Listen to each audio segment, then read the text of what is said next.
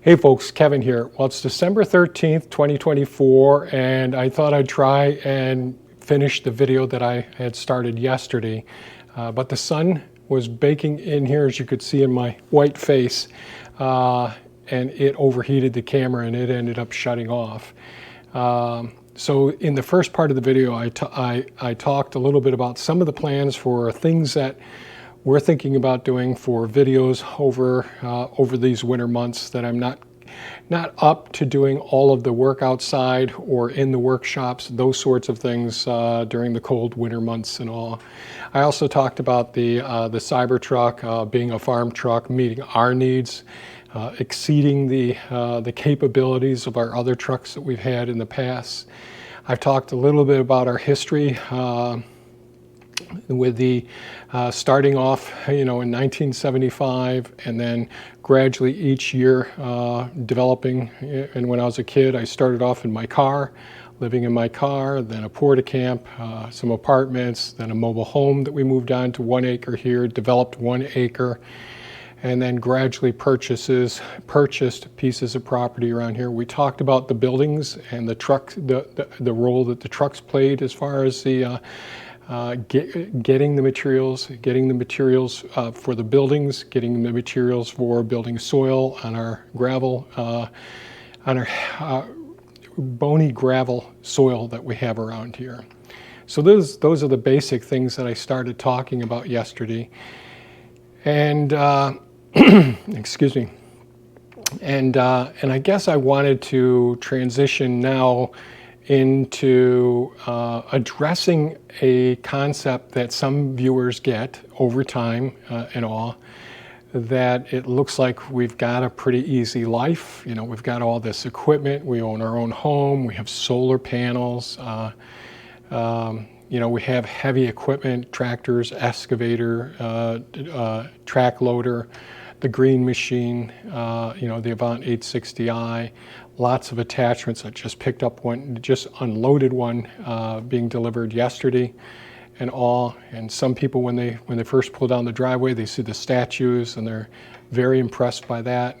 Some people aren't impressed by the statues, they're really impressed by seeing what's growing, the food forest or the gardens and all.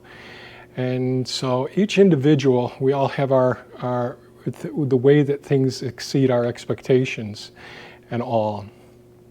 And I guess the thing, and I've talked about this before, I'm just one of those people, and I talked about how it would be considered a workaholic. I'm dyslexic, so I was an overachiever, trying to do as much as I could to promote myself and learn as much as I could so that I could be of value and be of service to people and to wildlife or to other animals. So, and my wife very much shares those, Thea shares those concepts, really strives hard she's a people pleaser and I'm more of a doer in a sense, things around here. Not that she wasn't a doer, she worked her tail off. It's, when I mentioned that we built this place, we still own this place. We didn't rent it out for very much, but we rented this place out while we moved to Cornell, to just outside of the Ithaca area. When I went to school, then Thea went to school, when I did my residency, when I taught there. So there was a decade there where we ended up having to buy a double-wide mobile home on a couple of acres of land because no one would rent to us with all of our animals, the dogs, the cats, the birds, all of those things. And that meant while I was doing those things, I had to build fencing for the property, build a garage. I had to do lots of renovations there while I was doing the other things. So I'm someone who's always investing in myself. And that's one of the things that when people, I'm not certain all the time how to take some of the comments that I get recently, and I don't think that this person meant any disrespect whatsoever, but it was something like, geez, Kevin, you're not average, you've got lots of money and things, I think something like that, and the truck is like a toy, it's not really a farm truck. And I can appreciate someone's perspective and all, and they did it in such a way that I didn't perceive it as being a negative comment. I'm just always looking to try and see from other people's shoes how they're perceiving the things that we're doing, the way I present myself and all. As you can tell, I'm not too interested in how I look.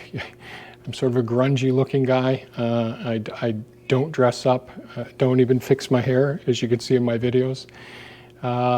And so I'm really not trying to impress anyone other than to offer ideas and maybe share some of the things that I've been doing over the years that if somebody wants to try it, fine. I'm not trying to tell anyone how to live their lives.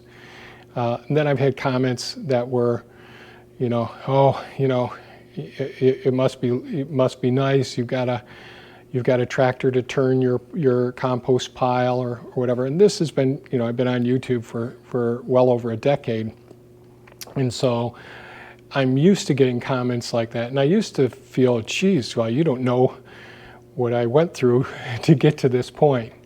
And now I'm at the point where I just want to share my perspective on how I approach things. And I've made, on our website, there's 2 different articles that I've written about the importance of the 10 forms of capital, about investing in yourself. And when we're talking about investments, usually people default to financial investments, and financial investments are important.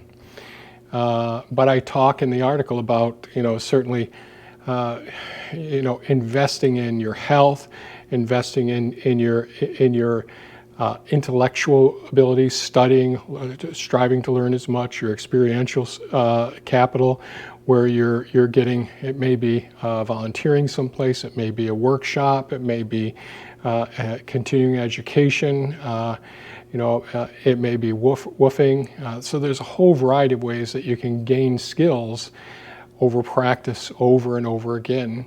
And certain social capital, cultural capital, spiritual capital, your mental health as well. And I go through the 10 different forms that I look at, 10 different forms of ways to invest in yourself.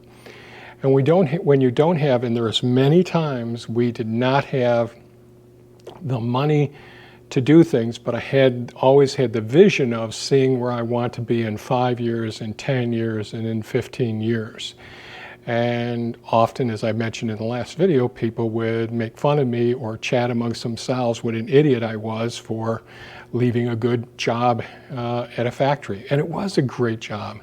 I just didn't see a future there, and I saw it as being boring, repetitive tasks, and I saw it as a constant conflict between union and the company itself, and that I didn't think it would survive. And it was only a couple years after we left that the company pulled out of the area, that all the people that work there are no longer employed.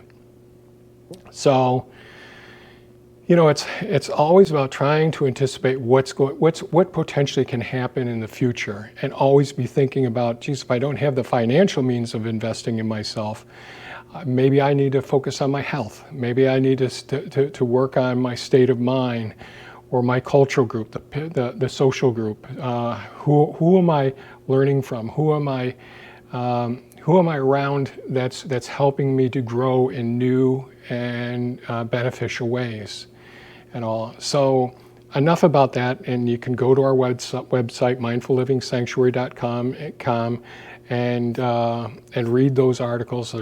There's quite a few different articles I've written so far posted there.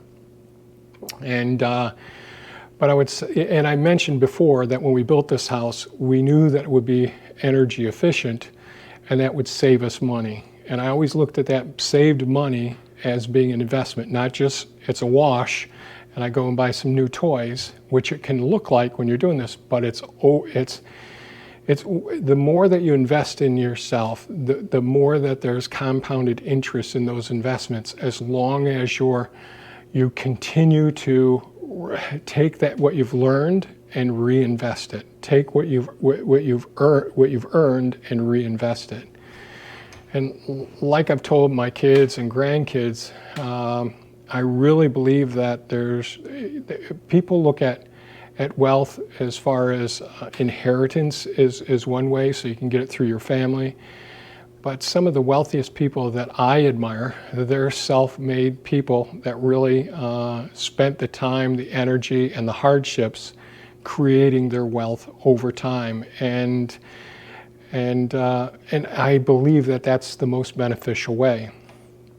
So I didn't trust and I've talked in videos before about my investments in the past really weren't getting me the returns, and I got scammed once as well.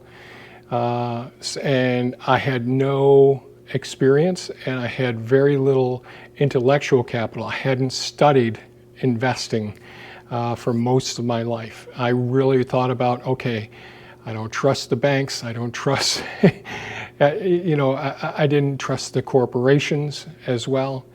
And so everything that I did do, I kept reinvesting in the things that we wanted to create on our own property. And by doing that, it ended up paying off in dividends over time. We didn't make money from these things, but we certainly did.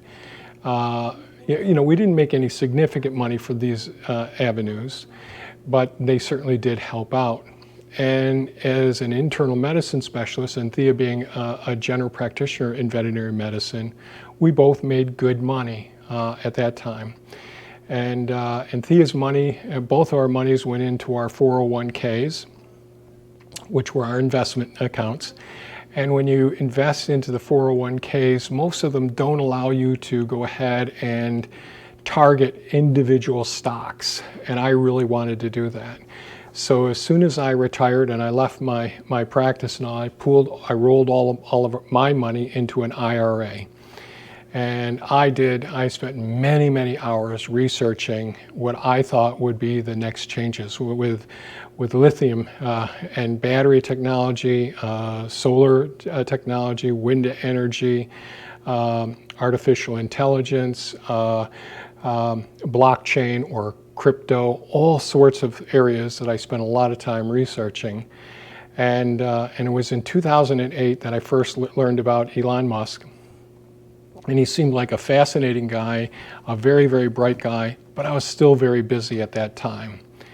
But as I would get information about things going on, and SpaceX and then Tesla, I really started to focus a lot and find out as much as I could about Elon Musk, the man, doing countless hours of research, finding every article that was written about him, his business practices, getting as much information about how he ran his businesses and all. And I thought, well, this guy believes in the same capital approach that I do. It's about, going all in. Now, I will tell you this, I am different than most people. My risk tolerance are very high. Like people always told me, you're crazy leaving Miller and going off to school and trying to get an education, knowing that I was dyslexic and all.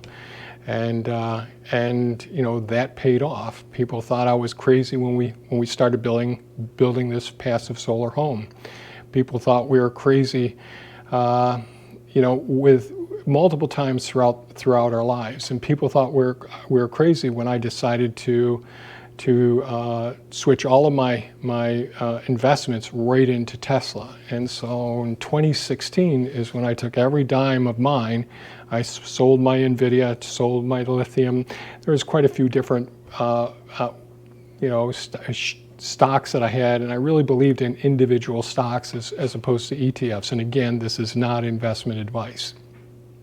But at that time, I just completely believed. And Tesla was going through production hell with the Model 3 during this period, and they had come up, but everyone was saying they're a fraud, it's never going to work, and all the media was completely opposed to what I believed.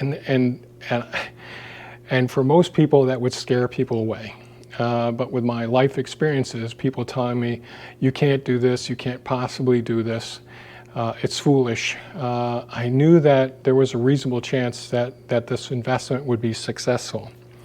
So, and a lot of my money that I had in my retirement, I actually spent a lot working here on the property, trying to make some of the changes as well. So we were constantly investing in our homestead, in our property, in our farm during those years. And but in 2016, I said, "This is it. I'm all in." And of course, the Tesla share price, there's been dips and peaks. It went up pretty significantly, and when we found out that we could also take some of Thea's 401k, and we could take some of that while she was still working and roll that over into an IRA, because where she worked, it was BlackRock. And when I evaluated and looked at their track records and all, for most people, maybe they thought that was a good return on their investments. For me, I thought this is going to take forever to accomplish the things that we want to do in life. And so we talked about it, and Thea's not the technology nerd that I am, but I am sort of very nerdy with technology. And eventually Thea's money ultimately went all into Tesla as well. And I would say probably 3 years ago, I can't remember the dates, to tell you the truth. I have a hard time remembering yesterday, but it was probably about 3 years ago that instead of Tesla being at all-time highs, there was a huge dip. So maybe it was comparable to $400 a share, and then the price went down to, over a couple year period, people hating on Elon, all the misinformation, the nonsense. It's, the media fabricates and then disseminates lots of lies about all different entities and all. And this isn't what I was used to when I was young. I really believed in the media sharing information instead of trying to sway the population to believe certain things or some things or other things. But that's another entire story. But Tesla's share price went down and down, and many people were selling out of Tesla. And I talked to my daughter and granddaughters and all, and said, now is the time for you guys to start investing as well, because I really believe that we all need to invest. And I am not suggesting that people invest in Tesla. I'm sharing what some people consider absolutely craziness, and just sharing that information with you. So to this day, I am all in the Tesla shares and all.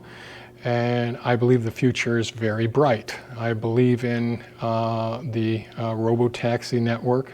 I don't know when it's going to come, and we have full self-driving in the Cybertruck right now, and on dry roads, it's really beautiful. But I've had to intervene a few times. We have version 12.5.5.2 in the Cybertruck, and it is an absolute pleasure and so relaxing driving in that. But there was a time that when it was not okay. We live in New York State, and so you can typically turn right on red unless there's a sign indicating no right on red. And it was going to turn right on one red light intersection. There was one time that I think it might have gone through a stop sign as well. There was a time where I think it may not have stopped for a stoplight. There are times that I think it takes too much time for it to decelerate, or it follows too closely to the cars in front of me, depending on the weather conditions and all.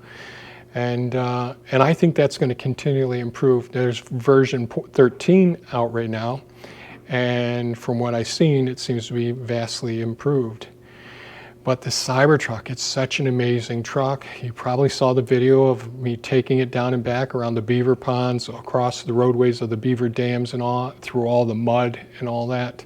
It handles the snow beautifully. It's an amazing truck to drive. And I think that full self-driving at some point in time, and robo-taxis will be the way that things are in the future. I think that the cost of buying cars and all is outrageous, and I hate to see what young people are going through with trying to pay their bills, trying to get out of debt, their student loans, trying to buy a home, trying to get a decent vehicle, all of those things, which were tough when I was young. They were very tough when I was young, but I was completely determined, but it isn't as tough as now. Now, our interest rates when I was doing that stuff were much higher than what they are now. So, I can see where it's very challenging for young people today, and they're the ones that I worry about the most are the youngsters. So, and now Tesla share price is basically at all-time highs again, just above where it was when it was high. But I leveraged, I took out loans to buy each one of these, the tractors, the mower, the excavator, the track loader, all of those things. I took out a loan for the Model Y for Thea to drive. I took out a loan for the Cybertruck. So, we pay those bills every month. We don't I put it on my credit card, but we pay off the credit card every single month.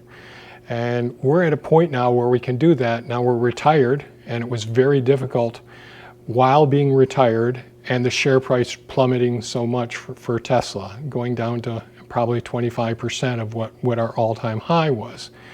And that was very concerning. And so this is a risky thing when you're investing in the market. So I think about investing in all of your 10 forms of capital is very, very important. And would I recommend people to invest in just one company like I do? No, absolutely not. I think I'm one in a million people that would do that, or more than one in a million people. So I think it'd be crazy, and I don't want to advise people to do that. But I'm one of those people who invested in, building this home, stopped with a good paying job at a corporation, and decided to go off to school to take out all these loans when we don't have cash coming in because we're retired. Both of us are retired now, so we have to sell shares and depend on our Social Security to do it. So one of the things we decided to do was, since we grow so much stuff and all, we started selling nursery plants and all. So we have a nursery business here where we sell the types of fruit and nut trees and berry bushes and other supportive bushes as well that are for homesteading people like us, people that want to get back to nature and be able to grow their own food. The other thing we started doing was we started a media reselling business. So we bought up old books and that were from estate sales and that sort of thing, and then we sell them on eBay. So that also had some supplemental income along with our Social Security. But each month, and Thea's walking by. Hi, hon. Hi, everybody. I hope you're having fun with Kevin. So by having some money coming in from the nursery business during the summertime and the book reselling business, that has helped. But that's a lot. I had to learn a lot. I'm a dyslexic, and we have an online bookstore. And that has uncovered so many things for me. I could spend hours talking about what I've learned from having a used bookstore online. I have a greater appreciation for the books that people have been creating since the 1600s right up to today. So I guess that's about it, as much as I wanted to talk about. So none of this is investment advice except for invest in yourself the best way that you think that you can. It's amazing what we can do when we start believing in ourselves, when we start facing our fears and accepting that we're going to fail from time to time, and getting up and looking at doing some more research and then reattempting whatever it is that we want to try and accomplish. Failure is just opportunities to learn. Fear is just a little bit of an I'll say safe fear, where you're not going to put your life in danger or your livelihood in danger. is once you get through that fear, there's such a sense of accomplishment and a feeling of self-worth that you don't need anyone else to tell you that you're a great guy or whatever. And the pain, and it can be psychologically, emotionally painful hearing people that you may respect and that love you, and to say these are foolish things that you're doing, you're wasting your time, you're wasting your life and all. So fear, pain, and failure have all been things that I've always been aware of, and I look at them and I try to assess them in such a way that I try to see what are the potential outcomes, what are the benefits, and what are the risks, and how bad are those risks, and how great are those potential outcomes. And that's how I evaluate things and try to go forward. Pick myself up, dust myself off, realize I'm not always going to be able to do things. Like when I was young, I could do lots of physical things. I had lots of determination, lots of physical strength. And after some back injuries and all, I realized I need to really develop more of my intellectual capacities. I had the experiential capacities, and then I had to learn new experiential capacities in my new profession as well. And the same thing after I retired. I really had to spend a lot of time developing my intellectual and experiential capital in learning about investing as well. So I think that's about it. I hope this sets right with people, and you're not taken back by the things that I'm talking about. And this is certainly not, again, this is not telling people what to invest in, but just sharing what's worked for us. And there's a long road ahead. And I don't think Tesla will stay where it's at. I think it's going to take some dips. I think it's going to go up. I think it's going to take some more dips, and I think it's going to go up more. And I won't tell you what my forecasts are in this video, but things are looking bright, and we'll be able to do some of the other goals that we have in our old age as a result of our investments if things work out like I hope they do. Because we want to leave a legacy. We want to be able to have a positive impact on communities and our environment in the future. Our whole thing is conservation, education, and sharing that information. So that's it for today's video, folks. I hope you enjoyed it. Please give us a thumbs up if you found it of value. Share it with your friends. Stay safe and take care. Bye-bye now.